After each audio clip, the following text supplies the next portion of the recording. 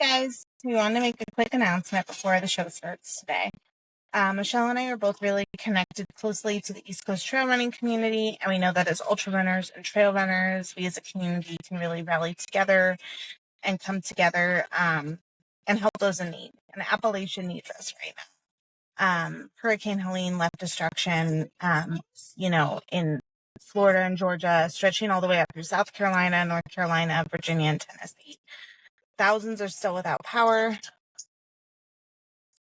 And so many have lost their homes. There are many missing, and the amount of people confirmed to have died each day just continues to grow. While we can't be there physically on the ground to help, we also just can't sit back and do nothing. We can't let those communities suffer and sit by and do nothing. So Michelle and I are working on a way to rally together and help support relief efforts. But in the meantime, we wanted to refer our listeners to nonprofits that we are personally going to support. We'll be linking those in the show notes and on our Instagram profile. So please donate if you can. And if you're not able to, just sharing and spreading the word can go a long way. Thank you so much for being an incredible community and helping us in this cause. We can't thank you enough. And if you have any specific ideas on ways that we can help directly, please reach out to us by email or Instagram. Thank you.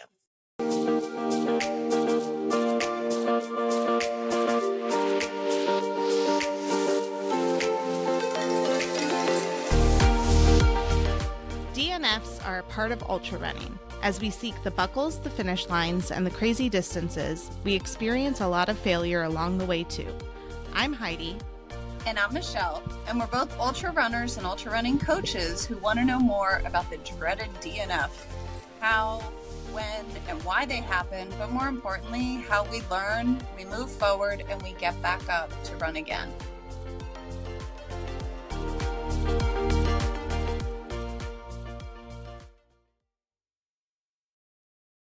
Hey everyone, welcome back to Let's Run That Again. Thank you for joining our show today. I'm Heidi Baker. I'm Michelle Goldberg. And we are here to discuss DNFs and hard races and ultra running and how we can deal with them, learn from them, and grow from them. Please make sure you subscribe and give us a follow so you never miss an episode. And sharing is always super helpful and appreciated. We are really excited to welcome Regina Parks to the show today. She's somebody I have been following on Instagram for a while, and then I got the privilege of meeting her and watching her complete 100 miles at the Milestone Events 100-mile challenge I was at a few weeks ago in Zion. And she's just a lovely person all around. And we wanted to kind of bring her on. And although her experience isn't necessarily a DNF, she is somebody who kind of went in with no expectations of running 100 miles. So we wanted to talk to her about that experience, what she learned, what the challenges were. And anyway, Regina, welcome to the show. Thank you so much. I'm glad. Yeah. So Regina, we kind of always start our shows getting to know our guests a little bit, and just kind of want to know your background in running, how you came to running, how you came to ultra running, and just kind of your running story. Okay. I did not grow up as a runner. I hated running. I would cheat at the mile run and cut corners or go as possible to get out of it. So PE would end and I'd be like, oh darn, I missed it. I'd be forced to run for tennis and then I still hated that. But when I was 19, I was in an abusive relationship. And when I left it, I was very, very lost and felt very, very small. He had done a great job of kind of affecting me in every way, physically, mentally, emotionally. So one day when I finally left and I was home again to my childhood home, I put on a pair of running shoes and that's all I needed. And I just walked out the door and I realized wow, there's this world out there and there's this activity that I can do that requires nothing from me, but gives me so much. And it made me feel strong and it made me feel capable. And I fell in love with it. But I didn't get into running consistently until after my first son was born. He's 12 now. I just randomly signed up for a half marathon. My husband ran it with me when he was 6 months old, and we had trained for it running intervals. And on race day, I was like, this is awesome. And we ran the whole thing straight without stopping. And I never stopped running after that. And my husband never ran again. Yes, poor kid. But, and then I guess ultra running, that was something I never saw coming. My brother died suddenly in 2022, in June 2022. He's 42 years old. And it was just 4 years after my dad was killed. Oh, gosh. I was adopted. They were my biological dad and brother. And to have like your biological family and like so much of them, to lose them really young and really close together was gutting. So I turned to trail running. I love nature. I love being outside, and I would go out and just feel solace there. I'd feel grounding and peace. And I knew I was I've never really been into like the speed things that go with road running. The competition of road running isn't something that I like jive with very much. So I just kind of heard about ultra running, and I thought, life is really short. Why don't I go for it? And I signed up for one for October of 23, and I trained for it. And it was a cold, blustery, pouring, rainy day, and I did it. And I realized in that moment, like, I am capable of more than I think, and I can do hard things. And the community was just everything that I love about running, like the support and the camaraderie. And I don't know, that was it for me. It's like I found my place. I feel like every time we interview somebody, there's one word that comes up every time we ask them how they discovered trail and ultra running, and it's community. Like every single time, it's just consistent across the board. Like, yes, there's other things, like you had a very, individual experience with like the solace of like trail running and the healing that you had to go through. But when it comes down to it, what brings people to that ultra world is the community, I think. It is. It's welcoming, and it's such a great like safe haven for everybody. And I feel like everyone who finds their way there comes with a story. We've all overcome some sort of hardship. We all have things that we're working like to overcome, and we have things that are like against us, and we kind of bond and we band together, and we're able to like help each other to just kind of reach our goals. And I love that so much. Yeah, there's a lot of like selflessness in it too. Like, I know, and we'll talk more about your experience at Milestone, but like there was one specific volunteer who, exemplified selflessness, and his name's Richard. We're going to have him on the show in a few weeks. And he ran with Regina for a lot of the time, and really he brought her in on her last lap. And then he also came in with the last finisher at the Milestone events too. Like, he was out there making sure everybody was finishing those laps, like, and he didn't care that was more miles than he wanted to do on his own for his own training. Like, he was out there to make sure everybody got what they needed and finished and got across that finish line. So I think there's just this selflessness. And even today in the episode with Albie that was released, like, he loves to pace, like he loves being there for people, and that's like his calling in the ultra running world. And so that selflessness is just something you can't really find in a lot of places these days. Absolutely. Yeah. Yeah, it's very unique. And sometimes I feel like when ultra runners get together and we start talking about community, I'm like, do people think we're just nuts? Like, do they think we're just like all this kumbaya? Yeah, like, we're oh, just it's a community. so... We love the nature, and But like, it's for it is. real. It really is. It really is. And I think it's just, it's an environment where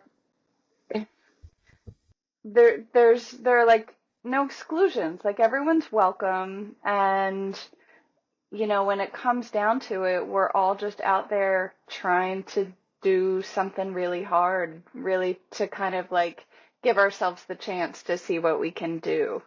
And it kind of strips away all the material outside stuff. And, you know, there's just such humanity in it. Like, it's like, just like me, you're feeling like crap right now. Like, you know, We're all feeling like crap together. It's okay. let's eat something. Yeah. I say that too, and that's one of my, like, the hills I'll die on is that I don't care if you don't want to run ultras, but go to one. Yeah. Volunteer at one, pace for one. Like, I don't care if you don't want to run a 50K or more, like whatever. That's totally fine, but be there, because it's even just volunteering and stuff is an experience like no other. Without a doubt. Yeah.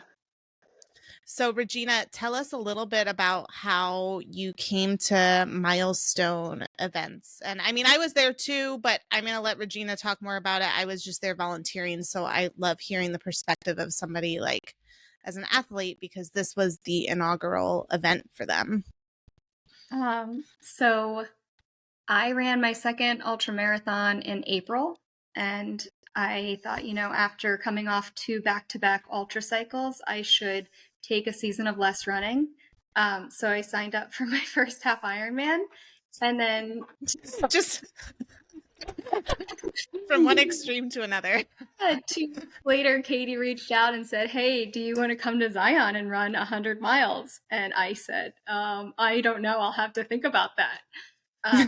But I've always wanted to see out west. I've never gone out west. I've always wanted to see Zion. I've talked about it for years. The way that Milestone set up this event was so incredible that I felt like, one, I could go out there without any pressure of having to finish 100 miles. And that wasn't what I anticipated doing. I had planned to go out and go for 50 miles because that's the next milestone I hadn't achieved yet. And then if I felt good, I would push to 100K.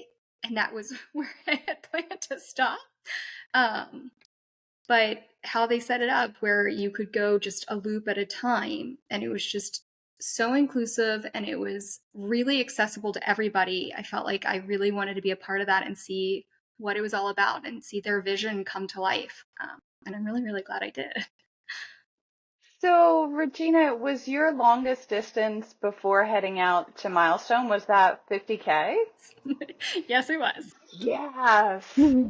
That's fabulous. Yes. So 31 miles, maybe in a little change. Yes. 32, okay. Give you was extra bang for your buck. Yeah, that was your longest distance, and then you jumped in like, okay, let's see what happens. I had told myself I'm going to go in with a lot of grace, because I not only was training for a half Ironman, but we had so many huge life changes happening that I didn't anticipate when I agreed to it. Like, we decided to move, and then we were house hunting and trying to get our house ready to sell. And then we moved the week before Zion and getting the kids settled. It was just a lot of change and a lot of stress at once. And I know myself, I'm very stubborn and I'm very hard-headed. So if I get something in my head, like I'm going to do this, I'm going to do it. So I had a lot of talks with myself leading up to the race of just, if anything feels off, or if my body says today is not the day, or something starts hurting, I am going to stop, and I'm going to feel completely fine doing so. But I felt great until mile like 86. But by that point, I was so far gone. I had to go, right? I had to finish. So. And there's so many other factors in that too. It's not just like you had never gone more than you know, a 50K before, you were at altitude in, you know, when you're not used to training at that, like the terrain was completely different. The course, I feel like, because I went out there at night one night to try out the course, was much harder than advertised. Yeah, Lyle, that was incredible. There were some, they described like very runnable parts, and I don't know if I saw the very runnable parts when I was out there. It was a tough course. I mean, it kicked off with a giant hill, like giant climb of sand. Yeah, of sand. Sand? Oh, jeez. And there were parts where it was completely like, you know, it had rained and it had made like this crevice, so you had to like do this little like shifty thing down the hill. It was a challenging course. And then also the climate is just totally different than what you're used to, because you're East Coast like Michelle and I are, and you're used to the humidity and you have shade here. There's no shade out there. So there were just a lot of different things stacked against you, I feel like. Yeah, there were definitely challenges. I went into it knowing altitude was going to be a big one. I went into it after I had said yes. Like, I didn't really think about the fact that it was yes, and I'll figure it out later. I was like, yay! And like that was pretty much all I saw, you know? I was like, oh, time away from the kids. I've never spent a night away from my kids except to go and have more kids. So that was also like a huge go and have more kids. That's huge. Yeah, I love the way you phrase that. Regina is a mom of 4, right? Of 4, yeah. 4 young kids. Wow. So that's a lot. Like that. It was a lot. I love the courage and like the leap of faith that takes just to get away on your own, but to just be like, let's go. They pushed me too. And my husband really was like, you have to go. Like, what are you talking about? There's no question. I was like, really? Like, okay. And my kids were just so excited. And like, since I never raced constantly. I ran a half marathon after each kid. So there were 2 years between each one. This is the first time I've really like consistently been racing. Like, I feel like ultras are just like big parties that we're we use the word racing lightly. So it's my first time where I'm like consistently doing that fairly back to back, and they are so excited and they get so much pride out of it. And I can see that it helps them realize like, oh, I can dream big and I can do these scary things and I can challenge myself, and it's cool because mom can do it. I can do it too. And I love that. And so saying yes to Zion was also like a way to show my kids, like, you can do these things. And for them to see mom, you know, step outside that motherhood role and actually do something like that, and like take a brave step and do something that's not, you know, the normal mom, you know, housewife kind of role, like is so important, I feel like, too. My oldest would like show his friends all of my gear that stayed on my bedroom floor for a week. And he'd be like, my mom's really, I don't even know the word, but like whatever the like cool word is, she's like really cool. And she's going to go run 100 miles in Zion. I was like, I'm going to try to do like, don't tell everybody I'm running 100. Like, what's not, that might not happen. But it was really neat to see like how proud he was of me already just to go. And then my youngest, like, this is something I don't really discuss much because it's not something that limits us. And I feel like there are people who have a lot more against them and like bigger issues. But I have a CHD, a congenital heart defect, and my youngest son was born with one. And while we don't have things that like limit us and we're able to do whatever, it is something that's always in the back of our minds. And something like we see a cardiologist once a year and he knows his heart's a little different and mom's is too. And so when I go out and I do these things, it's also for him to show him like, it's okay to be different and it's okay to like, to have a little bit of special in you and still you can do these things. Like, capable. Yeah, it's not limiting. Yeah. So I think of him every time too. Very cool. It says a lot about you, like as a person and as a mom, that they all support you in that way. You know, like they feel secure and safe enough in what you've created that they're okay with you going out and doing this. You know, like, do you know what I mean? Like that just really, that's very cool. It was cool. Yeah. And now I'm like, How sorry. how did they react when you told them when you finished and called them? Oh, they were really excited. I had been video calling them kind of throughout. And they'd be like, "What mile are you on now?" And I'd be like, "I don't even know anymore." But look how pretty it is, you know? And so they were really excited that I finished, but I feel like they didn't have a doubt that I would. I did. They were pretty convinced that it would happen. And they were really excited that I did finish. Talk through a little bit, like those moments of doubt. I mean, what was it like during the race for you? Like, you hit 32 miles and you're totally in unknown territory, You know, right? yes, but the way that it was set up was 10-mile loops. So I feel like that played such a huge advantage for me because I wasn't sitting there and I wasn't like, now I'm at 33 and now I'm at 35. I would go by loops and I'd be like, okay, I have 1 loop, I have 2 loops, I have 3 loops. And I think going into it, not expecting to hit 100 and not pushing for that helped too, because it wasn't like, oh my gosh, I've got 90 miles to go after the first loop. I was just kind of like knocking them off as I was going. Really, like 1 loop at a time. Right. And Yeah. my plan from the beginning was I'm going to go out and I'm going to stop when I don't feel good. But if I stop at all, I'm done. Like, I am not going to stop and take a nap. I'm not going to stop and take a break because I know myself. And when my legs are like, you've taken a break, they know what's happening and they won't go again.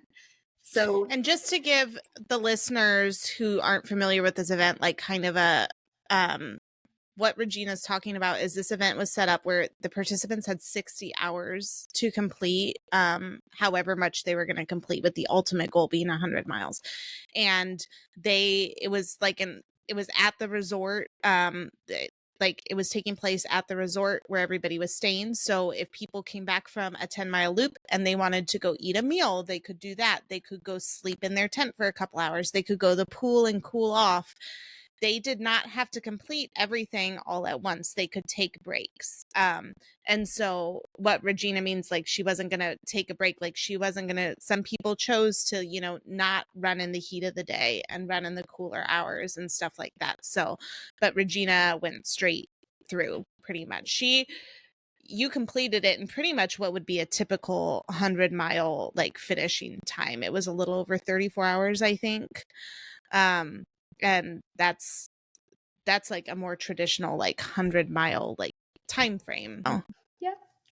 But I think that, yeah, it helped with the loops a lot. And I like went in for the 50 and I was feeling really good. And I was like, I need to just get out for that 6th loop to get 100K before my brain can be like, you've got to do this all over again. That was a heck of a lot already. And I think that really helped. And then after that 6th loop, which about killed me because the sun went down and I got lost. And I was like busy with my trekking poles and they were doing the drone that sounded like a horde of wasps and I had gotten stung by a wasp. So I was like, no, not again. And I'm like trying to track. And I go right down the mountain. I was like, oh no, there's no markers down here. And I just trek right back up. And then it's dark and I'm by myself out there. And Had you ever run in the dark like overnight before? I had run once. I did a 24-hour challenge where I ran 5 to 6 miles every 4 hours for 24 hours, but it was on a paved trail and I had my husband biking with me. So I had never done a trail run at night. I'd never run at night by myself. And it was very scary, but I caught up with Mike and Ashlyn and then I finished the loop with them. And then thankfully Richard was like, I will come and pace you for 5 hours, but I went real slow. So for 7 hours, he stayed with me. And then I convinced him to do the last lap with me too. So, what was the point where you kind of knew in your head that 100 was going to happen? I I think during the overnight hours when I was with Richard, like once I hit 70, I was like, I'm still feeling good. I'd have moments where I was like, whoa, I am really tired. And it would just last for like a few minutes and then it would go away. And I was having soda at every aid station. I don't usually drink caffeine. So I feel like I was just like on That's a permanent high. Yeah. And I was just like, it was just one foot in front of the other. And I don't think I was ever really thinking like, I still got this much to go and I'm going to hit 100. It was just like, just keep going. Just keep going. Don't stop. Yeah. Very cool. So let's talk a little bit about like the challenges you faced. Like what were some of the like darker, harder moments where you kind of experienced some doubt? Mile 41, my heels were completely raw. They had blisters that had completely like stripped. And it was just really painful. And those first few miles are straight up sand for 2 miles. And so there's no way around your heels just like being rubbed raw with your shoes. And it was just excruciating pain with every step. And after mile 50, I went to the med tent and I got them to wrap my heels and it didn't do anything. So like every step after that, it was still like this excruciating pain. And I was trying to like ignore it. And I was trying to think like, what else can I do? And there was nothing. And that was really hard because it hurt so much that I felt like I was going to throw up and black out at the same time because it was like such a specific point of pain. But then Richard said to me, he's like, just forget it because there's nothing you can do about it. And that one, I was like, yeah, what a butthead. At the same time, like, no, you're right. And like, suck it up, Regina. Like, this is temporary. There's nothing I can do for it. So just keep going and like start. Kind of takes away the power of it. Yeah. I was like, how dare you say but he was so right. So sometimes we feel, but that was really hard. And then about mile 87, right after that last aid station on my 9th loop, yeah, I was getting really tired. And like, I just felt like I have been out here for so long and I still have another loop to go, which is like, okay, 1 loop. But I was like, that's still 10 miles, which is a really long way. And it was getting... It takes a long time when you're in that deep. Yes. And it was just so hot and I knew it was just going to get hotter. And then that whole last loop was just... it was a fight. Like it was a grind. Even that first 3 miles of it was probably the worst because I kept waiting for the aid station. I was like, I felt like my skin was on fire. There's no shade out there. It was peak heat. The sun felt like it was just like on you. And I was like barely moving. And Richard kept looking back and was like, you okay? And I was like, no, where's the shade? I'm not. I could feel that like the heat illness like on the brink. And so I was just like trying to sip from electrolytes, shove whatever food I could in and just like playing that game of like roulette of, okay, here's a Twizzler, here's some Rice Krispies, here's electrolytes, just to keep it at bay. Cause I realized like if I get sick, it's over. And I am so close. Like, yeah, I can't stop now. But we got to that first aid station and Missy was working it. Richard ran ahead and he put like a bench in the shade and Missy got all this ice and she just shoved it like everywhere. She like gave me an ice bath while I was sitting there and like massaged my calves with ice and she really brought me back to life. But that was rough. because you finished like early afternoon, and so it was hot. It was really hot. Like the second day of experiencing that, you had already gone through that. It's tough. And I think that's what made it harder too, because I was like, the first day I didn't feel this hot. Like I was even thinking, this isn't that bad, because I'd expected it to be really hot out in the desert. But I think once you've been through it for an entire day, and then you've gone through the night section where it cooled off a lot and it was cold, A lot. Yeah. and you've started again, like your body temperature, it is just struggling hard to maintain itself. And then it's And again. your whole body, like thermoregulation becomes really, really difficult later in an ultra. Like when you're totally depleted, you're totally worn down, your body has a much harder time regulating and handling different. So the cold feels extra cold and the hot feels extra hot because your body, like you said, you're just kind of out of whack. It gets fried a little bit. Yeah. It was awful. Oh man. But you kept going. I kept going. I knew I just had to keep putting one foot in front of the other. And that last loop, it was really just like, okay, instead of thinking 10 miles, I'd just be like, okay, I just have to get to the next aid station. Then I was like, okay, the second aid station, Ray's there, and he's amazing. He's got this big bubbly smile, and like he's such a ray of sunshine. Like, and I knew like, okay, just got to get to him. And then Richard like ice bathed me again. And then I was like, okay, just got to get to the end. Like, that's all, just this 4 miles. That stretch lasted forever. And it's just brutally hot, no shade. And it felt like it went for 12 miles, I swear. I was like, where is the barbed wire fence? Like, it. But yeah, and then we were there and like it ended. You get to run a downhill into the finish. Yeah. You looked great when you crossed the finish line. You looked fantastic. Richard put the bib back on, and then he took my pack, and oh yeah, the bibs were like these vests, and so many people were complaining that they were making them so much hotter because it was like a vest essentially, and it wasn't very breathable, and people were saying, you know, it's making people hotter, so people would take them off.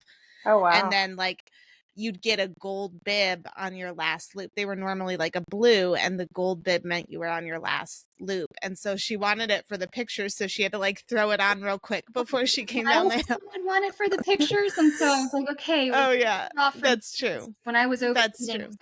Like this has got to go. Like whatever can come off of me's got to come off. But then at the end, I was like, okay, we'll put it back on for milestone and run down the hill. Yeah. And Richard was like, you're doing like a 9-minute pace. And I was like, how much now? And like,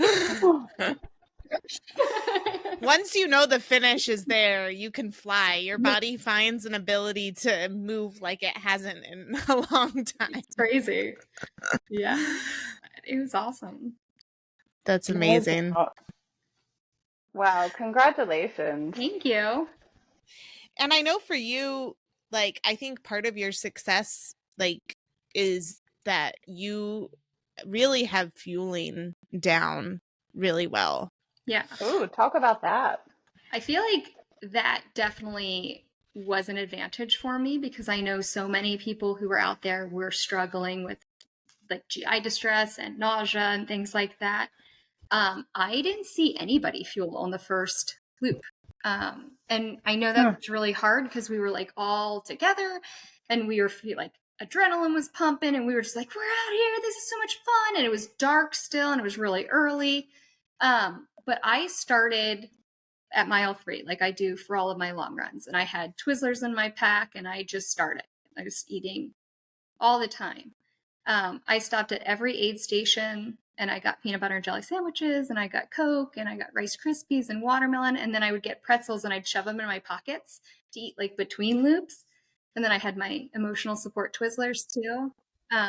And Element in my backpack for sodium. But that's funny, Regina. I carry an emotional support Rice Krispie treat pretty much all the time. Yeah. Or like just in case. Or the emotional support gels that like you just have in your vest in case you need it. Yes, totally. Yep. That's awesome. And I said to my coach the other day, I was like, I'll try to carry an extra gel. Mm-hmm. And I think of it like in case somebody else needs it. Yeah. Like, you know, but like every once in a while, it's just me that needs it. Like, I need it. It's me. But I always try to carry an extra. Yeah, that's awesome. Yeah. Yeah. And I know, like, I saw you at the mile 6 aid station. It must have been that first day, I think. I feel like you were at like 50 miles or something like that. It would have been the evening because I was there like 6 p.m., like 50, 60 miles maybe. Yeah. But you were just so good about like that first day, because I worked 2 shifts. I worked the, 6 p.m. to midnight on the first night and the second night. And that first night, everybody that came in was looking rough. Like it was a really rough night. And I think it was that first day, there were still so many miles to go. The heat was getting people, the altitude was getting people. And people would come into the aid station. I'm like, what do you need? Like, let's get some food in you. Like, are you eating, drinking? Are you peeing? And all the stuff. And they'd just be like, I don't know what I need. I don't know what I need. But you came in and you were like grabbing your Rice Krispie, grabbing your, like, you were just kind of ready to go. And I think so much of that, like, I mean, it's not easy. It's never easy. It wasn't easy for you, but it helps so much your mentality and keeping your brain active and your brain able to like think and process things when you're fueled. And I think that's one thing that you did really right, was the fueling and just staying on top of it no matter what. It does get difficult, especially in the heat. You don't want more fuel, but it's kind of seems counterintuitive. Like, I'm feeling nauseous, or, I'm not hungry, I'm not going to fuel. But in reality, that's when you need to fuel even more. So like that last loop where I started to feel, oh my gosh, I'm nauseous, I was like, I need more fuel. And I was just shoving it all in. Like, we just, whatever's going to work, we got to work with. But it's just consistent fueling. And that's something that I talk about all the time, as you know, Heidi. Like, yes. Do you typically use just food, or do you do like a mix of food and gels? I do a mix of food and gels. And that was actually something that was brand new this trip. I brought a few gels with me, but I knew I was going to rely heavily on the aid station simply because I was flying to the race and I'd never done that before. And I was nervous. I brought a bunch of gels. They were going to explode in my pack, or like I couldn't get it through TSA. And so I was nervous about that. And I figured I'm just going to see what they have at the aid stations and hopefully it works. And it did, thankfully. I think I took 1 gel the entire run, and then I just relied on the aid station food. What were you drinking were you always drinking electrolytes? I was drinking I had 2. You were drinking Element. 2 packets of Element, so 2,000 milligrams of sodium in my bladder, and that would last for 2 liters for 4 hours, 2 loops. And I would do it every time. Wow, that's fantastic. Loops, I would repeat. Yep. And then I'd have Coke between. And then there were a few times that I had just plain water because I was just like, I need just plain. Yeah, that was going to be my next question. Is, I know, and not even necessarily just this race, but in general, are you always like just drinking electrolytes and then getting to the aid station and sipping water? Because like that's something I struggle with, is sometimes getting sick of whatever electrolyte I'm drinking. So usually I drink just the electrolytes. That's all I will ever have in my bladder. I actually started this race, and I start all of my races the same way, where I have citrus Element and tart cherry juice in my pack together. And Cherry Bundy. Very limeade. Amazing. It So goes good. with your carb needs, and it has the electrolytes you need. So it's delicious. That's an interesting mix. I'm going to have to try that. It sounds intriguing. Delicious. And I've used it. Those sound good. Every time for every race. And then occasionally on the back end of races, especially if I need like just plain water because I get sick of it, I'll get a plain water. But most of the time I am just drinking electrolytes. Are you like just popping like one of those Bundy packets in the bladder? Usually no. Okay. I did for this race. I brought it with. Yeah. I brought the packets. Usually I just buy tart cherry juice from the grocery. Yeah, and just use it. It's a lot cheaper. I was just curious the amount you were putting in, if it was like one of the. I use 2 of those for this, 2 for a 2-liter bladder, and usually I'll do 1 to 2 cups of just like grocery store. Oh, okay. Cherry juice. Cool. Yeah, that's an interesting cocktail. I'll have to give that one a try. Sounds very good. I love Bundy when I'm running, so I imagine that mixed up I'd like it too. So yeah. I usually carry flasks, so that I can have one with an electrolyte mix and then one just plain water. Because I will go back and forth in between. And like if I'm taking a gel or something, I usually like to have water with it. So if it's a longer run, I'll do. Also, sometimes I fall down and water is helpful to have to like wash off my cuts Yeah. because I fall down.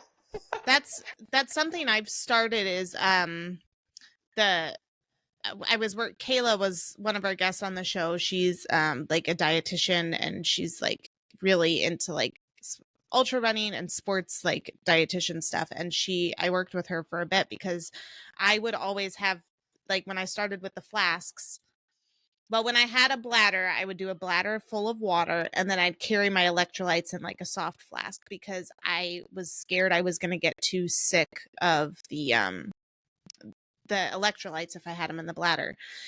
And then I switched to the front flasks, and so I would do one water and one electrolytes. And then what I was learning about myself through working with her is that I was not ingesting as much electrolytes as I thought I was, because I would chug water and then sip the electrolytes. Right.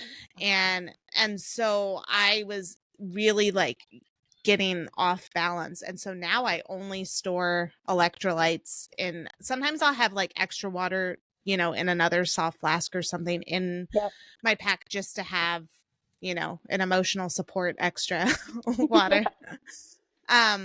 But I now do that, and then I'll drink water at the aid station, like a little cup, just to kind of get my fix of plain water.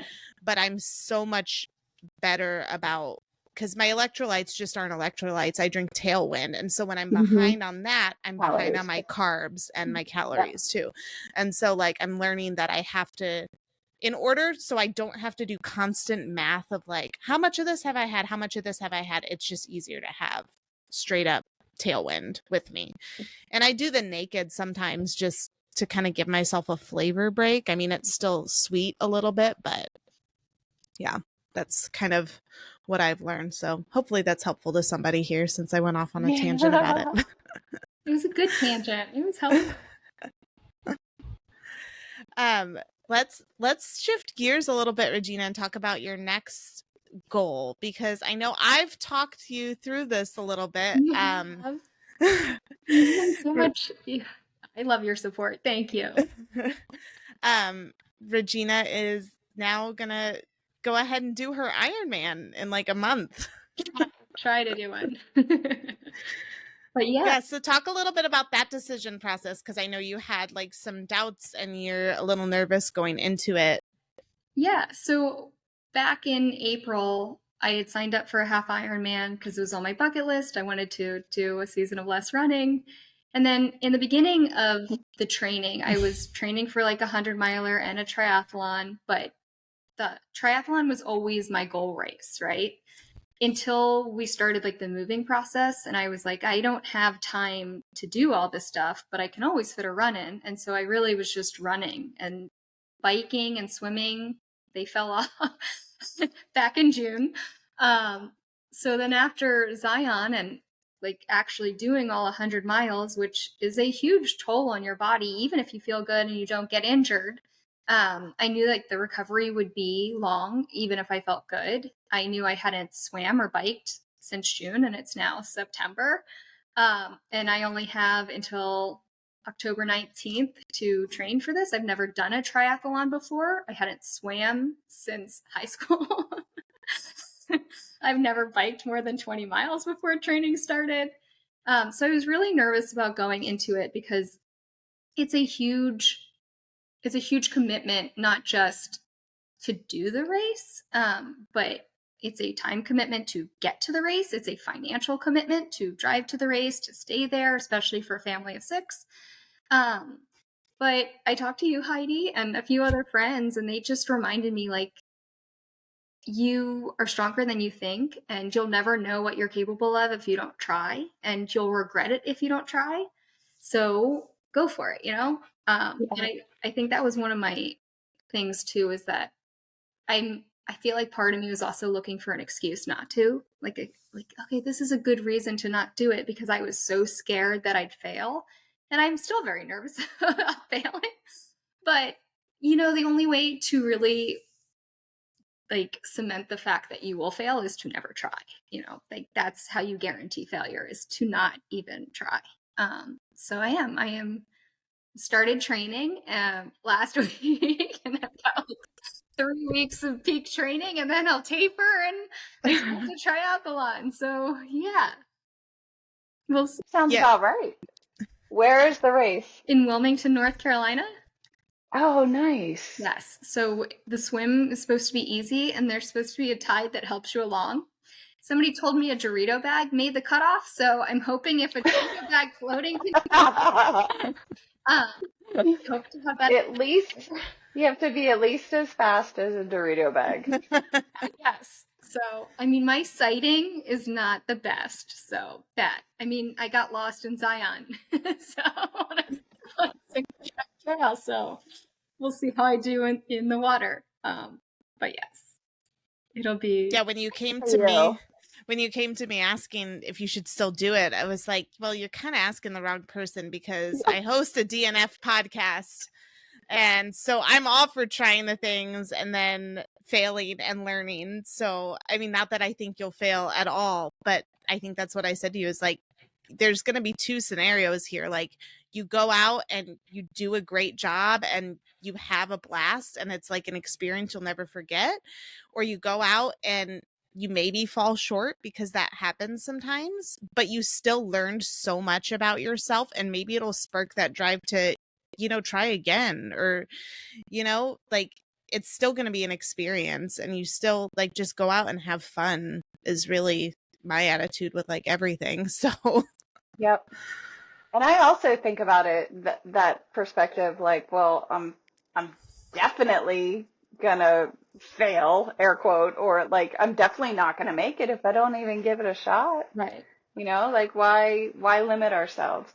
Because you really just never know. And I think it just sounds like you are someone who's, I think earlier you called yourself stubborn. I wouldn't necessarily say that, because I don't know you well enough quite yet. But like you're tenacious and very driven, and it sounds like you get so much personally out of the endurance activity.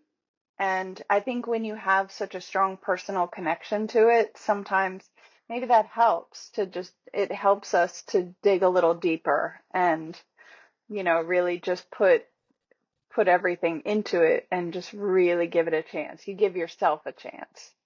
So, way to go. Heck yeah, I'm excited for you. Thank you. And I love that you decided not to, because I know you contemplated like deferring so that maybe next year you could like put all your effort into it and have a more like perfect race. But I kind of love that you're taking the leap to not have a perfect race, you know, and like you went into Zion not expecting to do 100 miles and you did it. So who knows what you're going to do at this Ironman, you know? Yeah, I just hope I survive.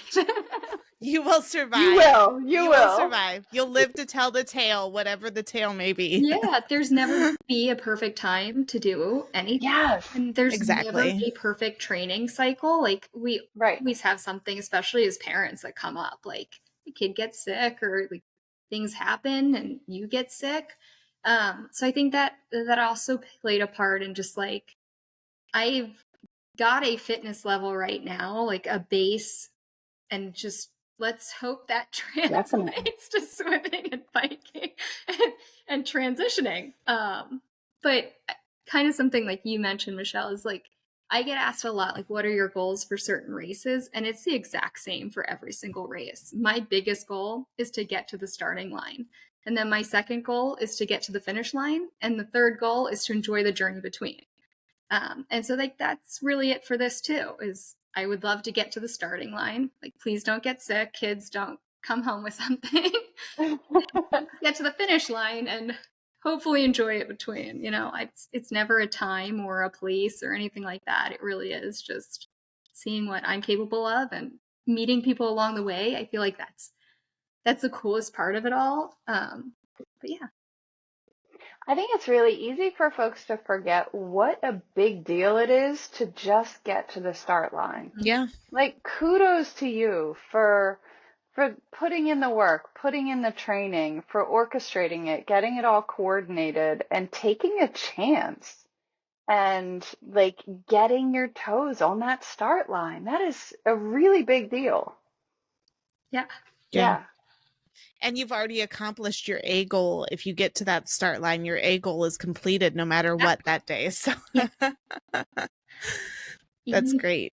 even if the Dorito bag beats me. Even the That's so funny. Yeah. But I also hear in you something that I think is a common thread with everyone we talk to and just so many people in general in the sport is you have that curiosity and openness and that sense of adventure.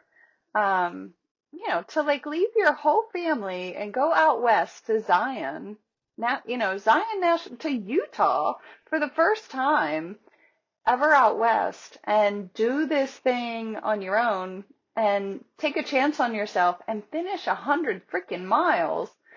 That's very, very huge. And I think that sense of adventure and willingness to take a chance, you kind of can do anything with that. It's like anything that you set your sights on, anywhere you want to direct that energy, like, go for it. It's fantastic. Thank you. I feel like Zion was such a community event. Like, and I don't know. I get asked a lot, like, are you so proud you finished 100? And it still hasn't really sunk in. But when I think about it, like, it wasn't just me out there. And like, I never would have finished if it was just me out there. It was every volunteer who was there. It was Ray at the second aid station. It was Heidi and her beautiful face. And it was everybody who was at base camp cheering you on every time you came through a loop, no matter what time of day or night it was. It was Richard carrying me through 30 miles. Like, it was all the like miles that I shared with the other athletes out there. It really was like, and it is for every race. It's this community. It's always like me versus me with a community of support. And so like, every finish line, I feel like it's not just me. Like, it's a group win. Like, we did this together, and it's cool. So Zion was unique too in that it was a very intimate race, very small number of participants, and it because it was such a long event and it was so intimate, you got to know each individual like participant and runner out there and like knew them by name. Like, it was not like bib number whatever is coming into it's like we just called them by their first names because everybody knew everybody, and that's just kind of a unique experience. it was awesome. It felt like summer camp. Yeah, it did. It felt like a summer camp for adults. A running summer camp. That would be the best. Yeah, for sure. Regina, after Zion and experiencing that whole community and then coming back home to like your, again, people can't see my air quotes, real world, and like going back to your day-to-day life, has that changed your perspective at all as you go about your day-to-day? Just like at the store, talking to people. Do you notice? I feel really grateful for the experience. I feel more capable in like taking big chances. And I feel even more strongly about giving back to others and like this community. It's why I became a run coach. It's why I became sports nutritionist. Like, I love this community so much, and I love giving back to others and like helping them and supporting them on their journeys. And every time I do an event like this, I'm just reminded of like, these couldn't happen if it wasn't for everybody out there volunteering to make it happen, or like their race directors who were just as sleep deprived as we were and were out there all hours of the day to support us and get us whatever we needed and like really take care of us. And like, I've started, and my kids do too. We volunteer at races, local races.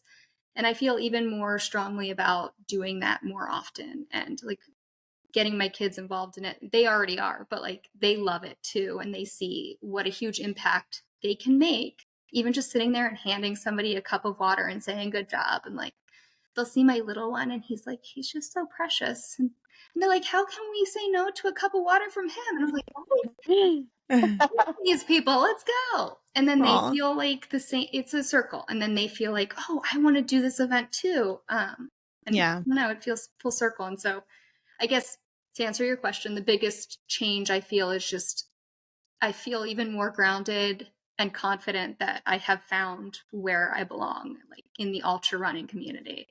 And more like I want to just be here and help others and just like experience it. Yeah.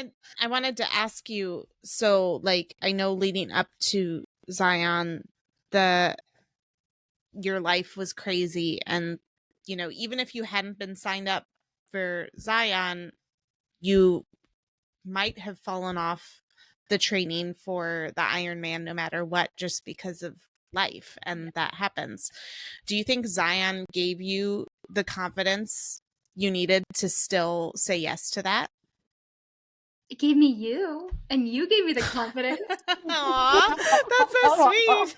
You know, I was on a bike ride last week, and it was last week's was the longest I'd ever done, and then this week's was the longest I'd ever done because I'm building. Last week was 40 miles. It took 3 hours, and my butt hurt so much. Like 2 hours in, I was like, I am so uncomfortable, and there's no way to like move to make yourself more comfortable.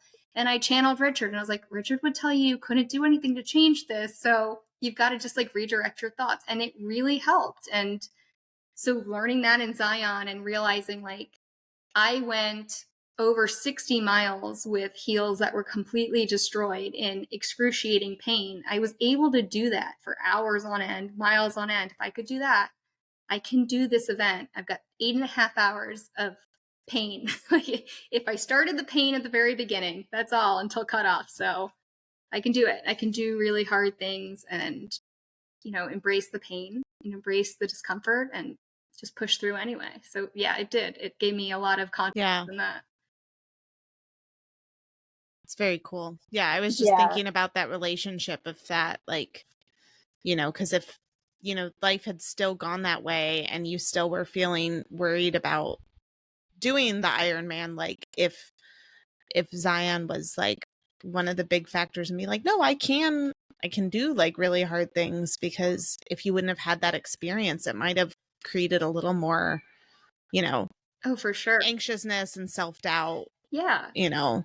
And then I tell my kids this all the time, like every time, not really as much with ultra running, because again, there isn't like this time pressure. With the triathlon, my biggest fear really is just like cutoff times. And that's something I haven't felt in the ultra running world, because they are like the ones I do are pretty generous.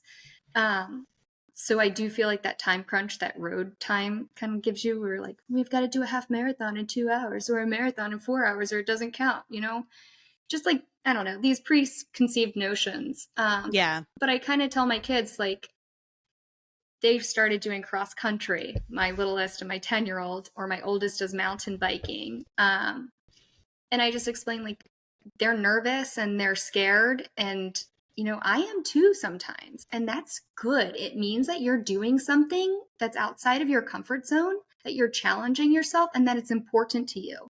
And so those nerves are something to embrace. Like, it means that you're doing the right thing and you can grow from it, you know?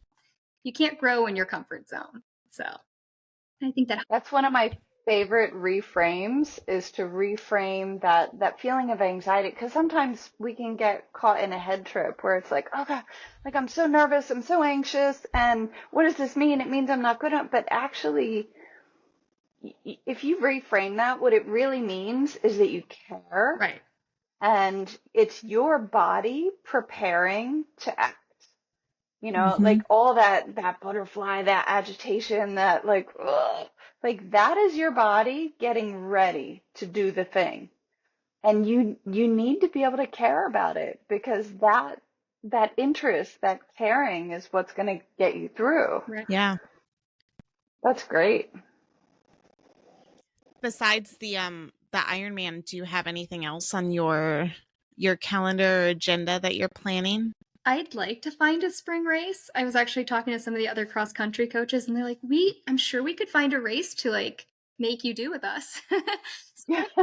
They have in store, but nothing solidified until June. And then I'm doing Damn Yeti 50 miler because Okay. Nice. I fell in Good. love with the Yeti community last April. Yeah. Some hollow, and like I'm excited to go back. So It's special because Damn Yeti is it the same? Is it the same course as the or am I thinking of I get them all confused. Is it the same course as the 100 or not? I don't know. Is it on the Creeper Trail? It is, yes. Oh, Okay, yeah. so it it's is. the That's same. why I thought it was I It's wanted to make sure shorter I had it version. right, but it's the shorter version of like the The Yeti Yeti 100. And yes. That's Well, there you go. awesome. You'll see the course. You could do the Yeti 100 in September next year. I'm waiting to see what Milestone's going to come up with. I know. I want to. Yeah. I want to. They've got a lot in the works, I think. I told him to please stay away from places with grizzly bears. Oh. Just scare me. Hey, you faced mountain lions. Exactly. You can do anything. Heidi. I did see a mountain lion. I went out there by myself at about 1 a.m. after my shift, and in retrospect, probably wasn't the smartest move. But I was like, oh, there's probably other people out here right now. I'll be fine. And I went out and I definitely saw large feline creatures. I saw the eyes at first and I was like, go away, go away. And I didn't know what they were at the time. And then they turned around in my headlamp. I saw the large felines. There were 2 of them that I confirmed I saw. And the next day I was talking to one of the race directors and I said, I saw like big, like cougars or something out there. And he was like, you probably saw deer. And I'm like, I know a deer shape versus like a cat shape. This was a big cat. And then somebody else confirmed with me. They were like, no, there's mountain lions out here. And I was like, oh, great. Yep. And Regina had an experience where she was told it probably wasn't mountain lions. And I'm like, well, they were out there. So He tried to tell me I saw a deer too. Yeah. Oh man, they were just trying to reassure you. Yeah. And I definitely saw a coyote. That was in the middle of the day. The birds scared me more than the mountain lions did, though. Did you see those birds out there that were like on the ground? They were, and so yes, he's the one that told me what they were too. They terrified me because they would wait until you were like right next to them. Like the one that I saw, I thought it was just like a rock or something on the ground, and I got up and it was right in front of me, and it flew up, and it was in the middle of the night in the dark, and it like spiked my heart rate, scared me to death. But they're like these little like ground nesting birds. Like, scared me more than the mountain lions did. I kept seeing markers, and I thought they were eyes, and I thought they were bats upside down in a tree. And I'm like, not another bat. Why are there so many bats out here? I didn't experience the bats, but I heard about the bats. So there were bats. I was like, there were bats. Lots of people saw bats. Lots of people saw rattlesnakes. Like it was I was expecting to see one the whole time, and I didn't. I'm very glad. Yeah, it was quite the experience out there, especially for us East Coasters who are not used to that environment. So that's great. Thank you, Regina, so much for coming on and talking to us. This was a really like nice perspective, I think, and I feel like you've given a lot of like valuable insight. Thank you so much for having me. Yeah, it's been fun. And what an incredible example of how, when we kind of get out of our own way and give ourselves the chance to just see what happens, it's really amazing how much we can learn and grow and accomplish. And like, it's really tremendous. It is. Absolutely.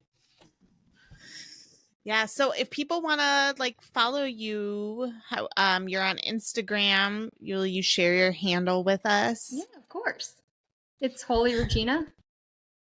I love that. Yep. We will make.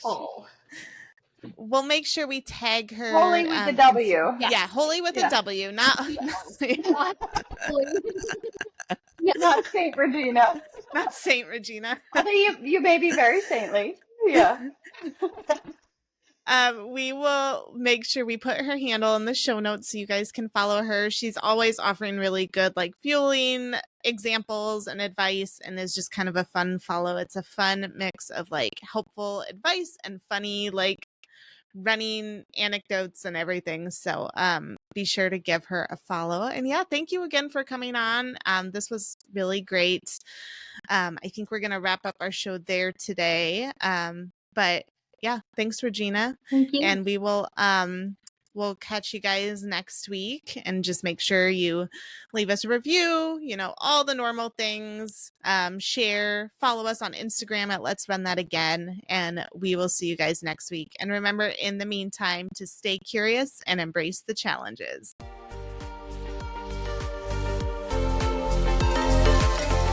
We appreciate your support so much. If you enjoyed the show, please remember to leave us a review and subscribe so you never miss an episode. Tag us on our Instagram at Let's Run That Again, and give us a shout out when you listen. And as always, we welcome feedback from you and are open to ideas and guests for future episodes. Reach out on our Instagram or email us at letsrunthatagainpod@gmail.com.